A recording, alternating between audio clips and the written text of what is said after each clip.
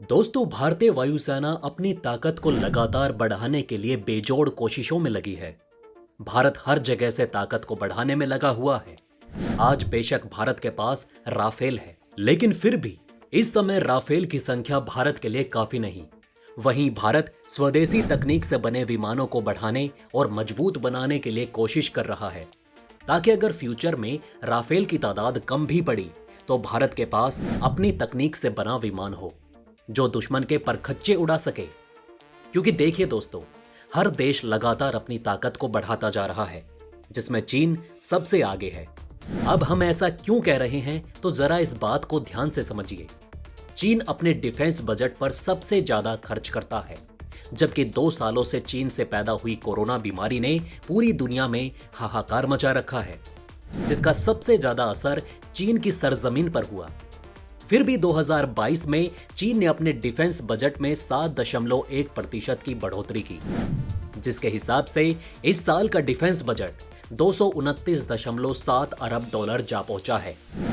इसका मतलब साफ है कि चीन अपनी डिफेंस क्षमता को बढ़ाकर भारत पर दबाव बनाना चाहता है। ऐसे में भारत का सिर्फ राफेल पर निर्भर रहना सही नहीं, जबकि राफेल की संख्या भारत के पास सीमित है। इसलिए दुश्मन के मुंह पर तमाचा मारने के लिए भारत ने ऐसा विमान विकसित करने पर पूरा जोर दिया, जिससे चीन बेहद डरता है। जी हां दोस्तों, यहां बात सिर्फ चीन की नहीं, बल्कि दुनिया के बड़े बड़े देश इस विमान की तकनीक को चाहते हैं। यहां तक कि इस विमान के पूरा बनने से पहले भारत से इस विमान की डील चाहते हैं। इसी क्रम में अब भारत इस विमान के काम को जल्द पूरा करना चाहता है।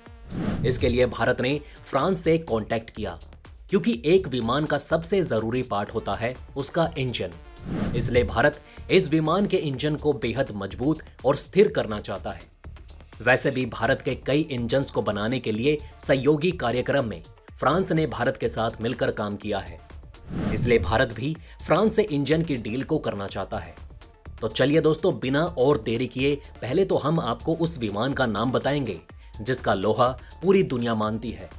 फिर किस तरह का इंजन डेवलप करने के लिए भारत फ्रांस के साथ संयुक्त प्रोजेक्ट पर काम करेगा, इसके बारे में भी जानेंगे। और साथ ही इस विमान के किस तरह के हथियार लग सकते हैं, ये भी आपको बताएंगे। यानी कि दोस्तों, जानने के लिए आज बहुत कुछ होने वाला है। तो चलिए शुरू करते हैं।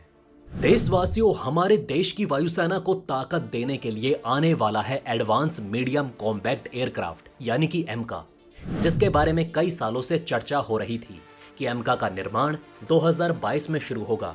और देखिए, अब सब्र खत्म हो चुका है। डीआरडीओ ने एमका के निर्माण के लिए काम शुरू कर दिया है। तो चलिए दोस्तों, पहले इस साल से शुरू किए गए एमका के काम के बारे में जान लेते हैं, फिर इसके इंजन के बारे में आपको विस्तार से बताएंगे। दोस्तों, भारत के डीआरडीओ और एचएएल ने मिलकर एमका के निर्माण की प्रक्रिया शुरू करते समय पहली सीट मेटल काटकर फाइटर जेट के निर्माण की शुरुआत कर दी है। एमका का मकसद भारतीय वायुसेना और भारतीय नौसेना को 5.5 जनरेशन के ट्विन इंजन स्टेल्थ फाइटर से लैस करना है, जो कि भारत के पुराने स्पिकेट जैगवार और डसॉल्ट मिराज 2000 फाइटर जेट्स की जगह लेगा। और ये सुखोई Su-30 MKI जेट का पूरक है। रिपोर्ट के मुताबिक भारत जिस फाइटर जेट का निर्माण कर रहा है, उसे हवा से जमीन पर हमला करने, दुश्मन के एयर डिफेंस जोन में मार करने, इलेक्ट्रॉनिक युद्ध कार्यों के साथ साथ कई और मकसदों को पूरा करने का लक्ष्य रखकर विमान को डिजाइन किया जा रहा है। इस फाइटर जेट को दुश्मन के एयर डिफेंस के साथ साथ जरूरी ठिकानों को नष्ट करने और भीषण हमले करने के लिए डिजाइन किया जा रहा है। रिपोर्ट्स के मुताबिक डीआरडीओ जिस फाइटर जेट का निर्माण कर रहा है, उसमें कई और टेक्नोलॉजीज को शामिल किया गया, जैसे फाइटर जेट में सुपर क्रूज टेक्नोलॉजी, डाइवर्टर कम सुपरसोनिक इनटेक, एडवांस एवियोनिक्स और आर्टिफिशियल टेक्नोलॉजी का इस्तेमाल किया जा रहा है। इस फाइटर जेट को बेस लाइन स्टेल्थ कॉन्फ़िगरेशन में 20 टन वजन रखने की क्षमता के साथ लैस करने का विचार किया गया, जिसमें अपने हथियारों के साथ साथ करीब 1.5 टन युद्ध सामग्री ले जाने की क्षमता होगी। एक रिपोर्ट में प्रोजेक्ट मैनेजर रवि यादव ने कहा था कि स्टेल्थ फाइटर जेट की बॉडी को खास मटेरियल के साथ डिजाइन किया जाता है, जिसके चलते जब दुश्मन देश के रडार उसे डिटेक्ट करने की कोशिश करते हैं तो इसकी बॉडी से वेव टकराने के बाद वापस नहीं जाता। यानी कि इसकी बॉडी डिटेक्ट तरंगों को एब्जॉर्ब कर लेती है, जिसके चलते स्टेल्थ फाइटर जेट्स को रडार डिटेक्ट नहीं कर पाता। इसके साथ ही इस विमान के जरिए 5 टन फ्यूल और हथियार ले जाने की क्षमता है। वहीं एमका में 3 डायमेंशनल थ्रस्ट वेक्टरिंग और एक स्वदेशी तकनीक से बना active electronic scan I saw radar भी होगा। वहीं दूसरी ओर एमका के डायरेक्टर ए.के. घोष ने एक न्यूज पोर्टल से बात करते हुए कहा था कि ये फाइटर जेट 5th जनरेशन का फाइटर एयरक्राफ्ट है, जिसका निर्माण भारत में ही किया जा रहा है और अभी तक सिर्फ अमेरिका, रूस और चीन ने ही 5वीं जनरेशन के एयरक्राफ्ट बनाने में कामयाबी हासिल की। इसके साथ इस फाइटर जेट को ऑटोनोमस बनाने की योजना है, यानी इस फाइटर जेट को बिना पायलट के मदद से भी उड़ाया जा सकता है, जो काफी खतरनाक तरीके से दुश्मनों पर हमला कर पाएगा। ऐसे में 5.5 जनरेशन का एयरक्राफ्ट इसे कहा जा सकता है, जो बिना पायलट के दुश्मन के ठिकानों को तबाह करने की क्षमता रखता है। HAL और भारत की एरोनॉटिकल डेवलपमेंट एजेंसी ADA एमका को डिजाइन करने की देखरेख करती है। वहीं अब भारत भी डेवलपमेंट और प्रोडक्शन कॉस्ट को कम करने के लिए प्राइवेट सेक्टर को शामिल करने की योजना बना रहा है। ADA 2009 से एमका पर काम कर रहा है।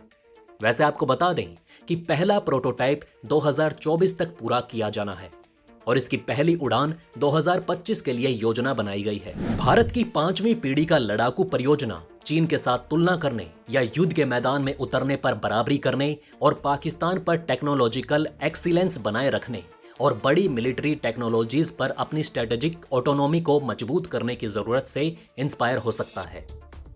दोस्तों, एमका के बारे में ये तो आप जान चुके हैं, लेकिन एक विमान का इंजन उसकी रीढ़ की हड्डी होता है, इसलिए इंजन का स्ट्रॉन्ग होना बहुत जरूरी है। अब आप ये देखिए कि एमका के इंजन को बनाने के लिए कई देशों ने भारत को ऑफर दिया, पर भारत ने अपने कई इंजन्स के लिए फ्रांस से ही डील की है। इसलिए इस बार भी फ्रांस की कंपनी सैफ्रॉन को एमका का इंजन बनाने के लिए जॉइंट प्रोजेक्ट में शामिल किया जाएगा। चलिए दोस्तों, अब जानते हैं कि इंजन को बनाने के लिए भारत फ्रांस के साथ क्यों जाना चाहता है। दरअसल दोस्तों, भारत में मौजूद राफेल विमान की मारक क्षमता 60 किलोमीटर से 600 किलोमीटर है, जबकि एमका में 2 वेपन लगाए जाने की खबर है, जिनमें से एक की मारक क्षमता 1000 किलोमीटर तक होगी। वहीं दूसरा वेपन इलेक्ट्रिक वेपन होगा। इसलिए DRDO की तरफ से कोशिश की जा रही है कि इस विमान में हाई थ्रस्ट जनरेट करने वाला इंजन इस्तेमाल किया जाए। वहीं दूसरी ओर भारत स्वदेशी इंजन पर भी काम कर रहा है, जिसके लिए भारत ने अमेरिका से 98 किलो थ्रस्ट जनरेट करने वाले इंजन का इस्तेमाल किया, क्योंकि इस विमान को 125 किलो हाई थ्रस्ट जनरेट करने वाले इंजन की जरूरत होगी। यही कारण है कि भारत और फ्रांस साथ मिलकर इस पर काम करने जा रहे हैं। दोस्तों, आपको बता दें कि रूस यूक्रेन युद्ध के कारण फ्रांस और भारत इंजन पर काम शुरू नहीं कर पाए, लेकिन 2023 में भारत का DRDO और फ्रांस की सैफ्रॉन कंपनी मिलकर एमका के इंजन का निर्माण करेंगे। बस एमका इंजन से जुड़ी कुछ फॉर्मेलिटीज बाकी हैं, जिन्हें पूरा करते ही काम शुरू हो जाएगा। वहीं फ्रांस एमका के इंजन के लिए टेक्नोलॉजी देने पर भी राजी हो गया। दोस्तों, यूक्रेन युद्ध में सबसे बड़ी खबर जो मिलती है वो ये कि युद्ध के दौरान आपकी मदद करने वाला कोई नहीं है, और अगर आपके पास ताकत है तभी आप इस दुनिया में सिर उठाकर रह सकते हैं। भारत के पड़ोस में दो दुश्मन हैं और सामरिक लिहाज से पाकिस्तान कम नहीं, और चीन हमसे ज्यादा ताकतवर है। लिहाजा भारत को वक्त रहते अपने बाहुबल को मजबूत करने की जरूरत है, और मोदी सरकार काफी तेजी से इस पर काम भी कर रही है, जिसमें एमका भारत के लिए मुख्य भूमिका निभाने वाला है। तो दोस्तों, कैसे लगी आपको ये वीडियो हमें कमेंट में जरूर बताएं। साथ ही एमका के इंजन पर आपकी क्या राय है ये भी हमें कमेंट में बताना ना भूलें। वहीं अगर आप ऐसे ही वीडियोस और देखना चाहते हैं तो हमें कमेंट में ये भी जरूर बताइएगा। वहीं अगर ये वीडियो आपको अच्छी लगी हो तो इसे लाइक और थम्स अप जरूर करें, साथ ही वीडियो को शेयर करें। वहीं अगर आपने अभी तक हमारे चैनल को सब्सक्राइब नहीं किया है तो जाते जाते चैनल को सब्सक्राइब जरूर करें। खुश रहें, अपना ध्यान रखें। जय हिंद।